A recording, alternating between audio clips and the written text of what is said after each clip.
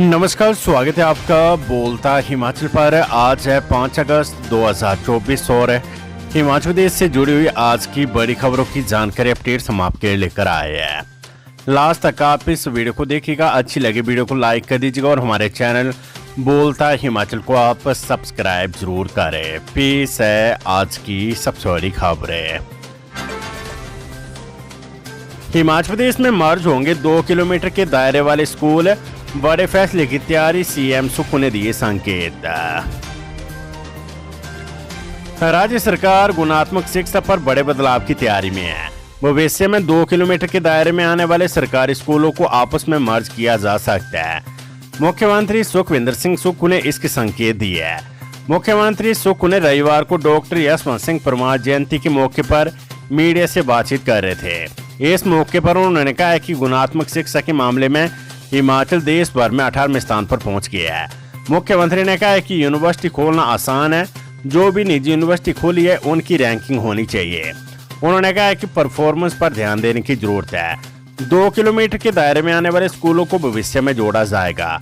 यहाँ सरकार शिक्षकों की व्यवस्था करेगी और गुणात्मक शिक्षा पर जोर दिया जाएगा। उन्होंने कहा कि कम छात्रों वाले स्कूलों के साथ ही शिक्षकों की कमी भी गुणात्मक शिक्षा के क्षेत्र में आड़े आ रही है। हिमाचल प्रदेश में 96 घंटे बाद 5 शव बरामद, 41 की तलाश जारी। हिमाचल में बादल फटने की घटना के 96 घंटे बाद रविवार को 5 शव बरामद किए गए, लेकिन 41 लोग अब भी लापता है। शिमला की सुन्नी में एक मंडी के तेरंग में मां और बेटी कोल डैम से 2 शव कब्जे में लिए है। सबसे गंभीर संकट शिमला में बना हुआ है। यहाँ तमाम ताकत झोंकने के बावजूद एक शव बरामद हुआ है। रविवार को सुन्नी में महिला का शव बरामद हुआ, लेकिन महिला की पहचान नहीं हो पाई है। महिला की पहचान के लिए 30 लोगों के डीएनए सैंपल लिए गए हैं। शिमला में 6 अलग अलग स्थानों पर सोमवार को दोबारा से सर्च ऑपरेशन चलाने का फैसला लिया गया है। प्राथमिक स्वास्थ्य केंद्रों में डॉक्टरों की कमी, पद भरने को सीएम से मिलेगा चिकित्सा अधिकारी महासंघ। प्रदेश भर में प्राथमिक स्वास्थ्य केंद्रों में चिकित्सकों के सैकड़ों पद खाली चल रही है। इन पदों को भरने के लिए स्वास्थ्य सचिव और स्वास्थ्य निदेशक ने कोई भी ठोस कदम नहीं उठाया है और प्रदेश की जनता को इस वर्ष भी आपदा में बेहतरीन स्वास्थ्य सुविधाओं से जानबूझकर वंचित रखा जा रहा है। ये शब्द हिमाचल प्रदेश चिकित्सा अधिकारी महासंघ के प्रदेश अध्यक्ष डॉक्टर राजेश राणा ने कहे हैं। उन्होंने कहा कि आपदा प्रबंधन के तहत विभिन्न मॉक ड्रिल तो किए गए, लेकिन असलियत में आपदा का सामना करने के लिए चिकित्सकों की कोई भी नियुक्ति नहीं की गई है। प्रदेश में पिछले वर्ष भी आपदा आई, लेकिन नए चिकित्सकों को नियुक्तियां नहीं दी गई। वही कहानी इस वर्ष भी दोहराई गई है। इस संदर्भ में जहां बेहतरीन सुविधाएं देने के लिए सामुदायिक स्वास्थ्य केंद्र और नागरिक स्वास्थ्य केंद्र उपलब्ध है, वहां से भी डॉक्टरों का तबादला प्राथमिक स्वास्थ्य केंद्रों में किया जा रहा है। इससे सामुदायिक स्वास्थ्य केंद्र और नागरिक स्वास्थ्य केंद्रों की स्वास्थ्य सेवाएं बाधित होगी। वहीं आदेशों के बाद भी चिकित्सकों को सेवानिवृत्ति के बाद भी सेवा विस्तार देने पर महासंघ ने नाराजगी जताई है। उन्होंने कहा कि इस संदर्भ में संघ शीघ्र अपनी मांगों को मुख्यमंत्री और स्वास्थ्य मंत्री के समक्ष रखेगा। वित्त विभाग के सभी विभागों को फरमान, अगले बजट के लिए 30 नवंबर तक भेजे प्रस्ताव। प्रदेश सरकार के अगले वित्त वर्ष के बजट अनुमान देने के लिए विभागों को 30 नवंबर की डेडलाइन दी गई है। वित्त विभाग ने सभी सचिवों और विभागाध्यक्षों को एक पत्र भेजा है, जिसे प्राथमिकता देने को कहा गया है। इस पत्र में कहा गया कि अगले वित्त वर्ष के बजट प्रस्ताव वित्त विभाग को 30 नवंबर तक भेजना सुनिश्चित करेंगे और वर्तमान वित्त वर्ष के प्रस्तावों में यदि कोई संशोधन हो तो उसे जल्द से जल्द भेजना सुनिश्चित करें, क्योंकि अक्टूबर महीने से वित्त विभाग अगले बजट की तैयारियां शुरू कर देगा। विभागों को अपने प्रस्ताव देने के लिए एक फॉर्मेट भी भेजा गया है, जिसमें वांछित जानकारी उपलब्ध करवाने को कहा गया है। वित्त विभाग के बजट सेक्शन को देख रहे संयुक्त सचिव प्रदीप जायसवाल की ओर से ये निर्देश जारी किए गए हैं। मार्गों को खोलने का चला युद्ध स्तर पर काम, स्वयं कर रहे मॉनिटरिंग, विक्रमादित्य सिंह। लोकमान्य मंत्री विक्रमादित्य सिंह ने कहा कि पूरे प्रदेश में मार्गों की मॉनिटरिंग की जा रही है और प्रदेश के साथ साथ खास तौर पर प्रभावित इलाकों में मार्गों को खोलने का कार्य जोरों पर चला हुआ है। इसके लिए वे स्वयं इसकी निगरानी कर रहे हैं। मशीनरी और लेबर लगा दी गई और बादल फटने वाले प्रभावित क्षेत्रों में एनडीआरएफ, एसडीआरएफ, आर्मी, पुलिस व होमगार्ड के जवान जुटे हुए हैं। उन्होंने कहा कि प्रदेश के चारों लोकसभा सांसदों को भी इस मामले को केंद्र तक उठाना चाहिए और राजनीति से ऊपर उठकर हिमाचल की धरातल की परिस्थितियों को अवगत करवाए। हिमाचल को सबसे अधिक सहयोग मिले क्योंकि लगातार दूसरे वर्ष प्राकृतिक आपदा ने बहुत नुकसान पहुंचाया है।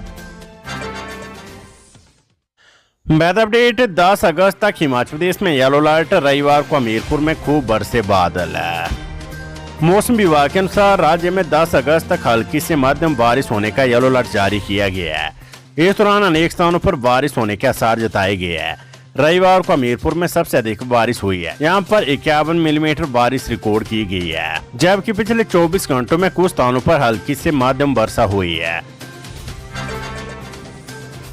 कर्मचारियों के लिए खुशखबरी, राज्य सरकार ने सीलिंग हटाई, एक मुश्त होगा एरियर का भुगतान।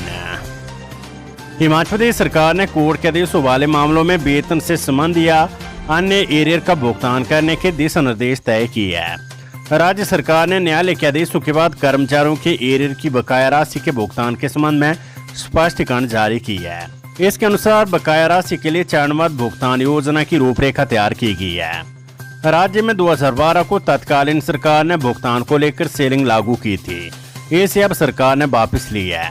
जनवरी 2012 में जारी किए गए आदेशों में वित्त विभाग ने एरियर के भुगतान के लिए सीलिंग लगा दी थी। हाईकोर्ट ने भुगतान के मामले सामने आने के बाद एरियर देने के आदेश जारी किए थे। सरकार ने फिर एरियर देने के लिए सीलिंग लगाई थी क्योंकि एक मुश्त पैसा देना कठिन हो रहा था। मुख्यमंत्री सुखविंदर सिंह सुक्खू बोले, बिजली की शेड्यूलिंग से हर साल होगी 200 करोड़ रुपए की आय। हिमाचल प्रदेश को विद्युत की शेड्यूलिंग और बेहतर लेखा प्रबंधन से प्रतिवर्ष लगभग 200 करोड़ रुपए की आय होगी। केंद्रीय विद्युत नियामक आयोग ने विद्युत उत्पादन केंद्रों से मुफ्त विद्युत की शेड्यूलिंग और लेखा प्रबंधन को व्यवस्थित करने के लिए नई प्रक्रिया को स्वीकृति प्रदान की है। ये प्रक्रिया 9 अगस्त से लागू हो जाएगी। मुख्यमंत्री सुक्खू ने रविवार को जारी बयान में कहा कि नई प्रक्रिया के लागू होने के बाद प्रदेश को सेंटर सेक्टर की विद्युत परियोजनाओं से अपनी आधिकारिक मुफ्त बिजली के हिस्से को सीधे उत्पादन केंद्र से बसवार आधार पर बेचने का अधिकार प्राप्त होगा, जिससे विद्युत की सटीक शेड्यूलिंग और लेखांकन हो पाएगा। सीधे उत्पादन केंद्र से अपने हिस्से की बिजली बेचने से ट्रांसमिशन शुल्क की बचत होगी और अन्य कई तरह के नुकसान भी न्यूनतम होंगे। सीएम सुक्खू ने कहा कि विद्युत प्रबंधन की इस नई प्रक्रिया लागू होने से नाथपा, झाकड़ी और रामपुर विद्युत परियोजनाओं में गाद की समस्या आने के दौरान प्रदेश को विद्युत कट का सामना भी नहीं करना पड़ेगा, क्योंकि इस दौरान राज्य अपने शेड्यूल को संशोधित नहीं कर सकता है। प्रदेश सरकार इस प्रक्रिया को लागू करने की निरंतर पैरवी कर रही थी। शिमला और नूरपुर पुलिस जिलों को मिली 25 high visibility patrolling bikes, CM ने दिखाई हरी झंडी। मुख्यमंत्री सुखविंदर सिंह सुक्खू ने चौड़ा मैदान शिमला से शिमला और नूरपुर पुलिस जिलों के लिए 25 हाई विजिबिलिटी पेट्रोलिंग मोटरसाइकिल को हरी झंडी दिखाकर रवाना किया। इन वाहनों का मुख्य उद्देश्य यातायात का सुचारू संचालन और सड़क सुरक्षा पर सुधार करना है। उन्होंने बताया कि हिमाचल प्रदेश में सड़क सुरक्षा में सुधार के लिए कई नवीन कदम उठाए गए हैं। प्रथम चरण में लगभग 3.72 करोड़ रुपए की लागत से शिमला के लिए 19 और नूरपुर पुलिस जिलों के लिए 6 पेट्रोलिंग मोटरसाइकिल प्रदान की गई है। इसके अतिरिक्त शिमला जिला पुलिस के लिए विभिन्न उपकरण भी उपलब्ध करवाए गए हैं। कांगड़ा और मंडी जिलों में भी इस प्रकार के उपकरण प्रदान किए जाएंगे। स्कॉलरशिप के लिए 31 तक नेशनल स्कॉलरशिप पोर्टल पर करें आवेदन। National means cum merit scholarship के लिए विद्यार्थी नेशनल स्कॉलरशिप पोर्टल पर 31 अगस्त तक आवेदन कर सकते हैं। इस संबंध में विभाग ने सभी शिक्षण संस्थानों को पात्र विद्यार्थियों को अवगत करवाने को कहा है। केंद्र सरकार ने योजना के तहत नए और नवीनीकरण आवेदन जमा करने की अंतिम तिथि 31 अगस्त तय की है। हालांकि भारत सरकार के रिकॉर्ड के अनुसार 1 अगस्त तक हिमाचल प्रदेश से 832 नए और 2294 आवेदन नवीनीकरण के लिए मिले हैं। ऐसे में विभाग ने सभी संस्थानों को संबंधित INO को मामले में आवश्यक निर्देश जारी करने को कहा है। इसके बाद इसमें आवेदन की तिथि को नहीं बढ़ाया जाएगा। हिमाचल प्रदेश शिक्षा विभाग में 19 अगस्त से 10 सितंबर तक छुट्टियों पर रोक। 14वीं विधानसभा के छठे सत्र मानसून सत्र के चलते शिक्षा विभाग में 19 अगस्त से लेकर 10 सितंबर तक अधिकारियों और कर्मचारियों की छुट्टियों पर रोक लगा दी गई है। 27 अगस्त से शुरू होने वाले मानसून सत्र के चलते उच्च और प्रारंभिक शिक्षा निदेशालय ने प्रस्तावित छुट्टियों और टूर पर रोक लगाने के निर्देश जारी किए हैं। विभागीय आदेशों के तहत अधिकारियों और उनके तहत काम करने वाले कर्मचारियों को मानसून सत्र के चलते रविवार सहित अन्य छुट्टियों के दौरान भी बुलाया जा सकता है। सुबह 8 से रात 8 बजे तक अफसरों को दफ्तर में मौजूद रहना होगा। विभाग ने विधानसभा में शिक्षा विभाग से संबंधित लगे सभी प्रश्नों के जवाब जल्द देने को कहा है। शिक्षा निदेशालय ने सभी संबंधित अधिकारियों को आदेश दिए कि विधानसभा के मानसून सत्र के दौरान विभाग से संबंधित सभी प्रश्न के जवाब तैयार होने चाहिए। अधिकारियों के पास हर तरह की जानकारी होनी चाहिए।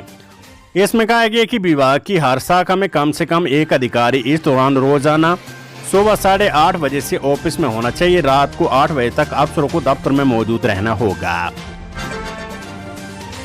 सेब सीजन तूफान से जड़े सेब को खरीदेगा एचपीएमसी। सोमवार से 40 केंद्रों पर मिलेगी सुविधा। प्राकृतिक आपदा से प्रभावित सेब बागवानों को प्रदेश सरकार ने बड़ी राहत देते हुए एपीएमसी के केंद्रों पर तुरंत सेब खरीद शुरू करने का निर्णय लिया है। राष्ट्र एवं बागवानी मंत्री जगत सिंह नेगी ने एचपीएमसी को आपदा प्रभावित क्षेत्रों में जहां पेड़ों से सेब झड़ गए उनकी खरीद करने के निर्देश दिए हैं। आमतौर पर एचपीएमसी अगस्त माह के मध्य और आखिर में अपने सभी केंद्रों पर सेब की खरीद शुरू करता है, लेकिन इस बार सेब खरीद अगस्त की शुरुआत में शुरू हो जाएगी। हालांकि इसके लिए बागवानों को एचपीएमसी के केंद्र प्रभारियों से लिखित में आवेदन करना होगा। गाड़ी का पूरा लोड बनने पर सेब खरीद शुरू कर दी जाएगी। लापता लोगों की तलाशी के लिए मैन पावर और मशीनरी बढ़ाए सरकार, जयराम ठाकुर है। सरकार बागी पुल में लापता लोगों की तलाश के लिए सर्च ऑपरेशन तेज करे। इसके लिए मैन पावर और मशीनरी को बढ़ाया जाना चाहिए। ये बात नेता प्रतिपक्ष जयराम ठाकुर ने आनी विधानसभा क्षेत्र के बागी पुल में रविवार को आपदा प्रभावित क्षेत्रों का दौरा करने के दौरान कही। उन्होंने प्रभावितों का दुख दर्द बांटा। बागी पुल में बाढ़ के बाद कुल 9 लोग लापता है, जिनमें से एक शव बरामद किया जा सका। 3 दिन से ज्यादा समय बीतने के बाद भी बाकी लोगों का अभी तक पता नहीं चल पाया है। लोग अपनों की तलाश में लगे हैं। उन्होंने कहा कि प्रशासन द्वारा चलाए जा रहे तलाशी अभियान को और बड़े स्तर पर किए जाने की आवश्यकता है तथा स्थिति बहाल करने के लिए लगाएगी मशीनों की संख्या और बढ़ाई जाए। तो ये वीडियो आपको कैसी लगी वो आप हमें कमेंट बॉक्स में कमेंट करके जरूर बताइएगा और इस वीडियो को लाइक और अपने दोस्तों को इस वीडियो का लिंक जरूर शेयर करें। और आप कहाँ से ये वीडियो देख रहे थे वो भी आप हमें कमेंट बॉक्स में कमेंट करके जरूर बताइएगा। नमस्कार, जय हिंद, जय भारत।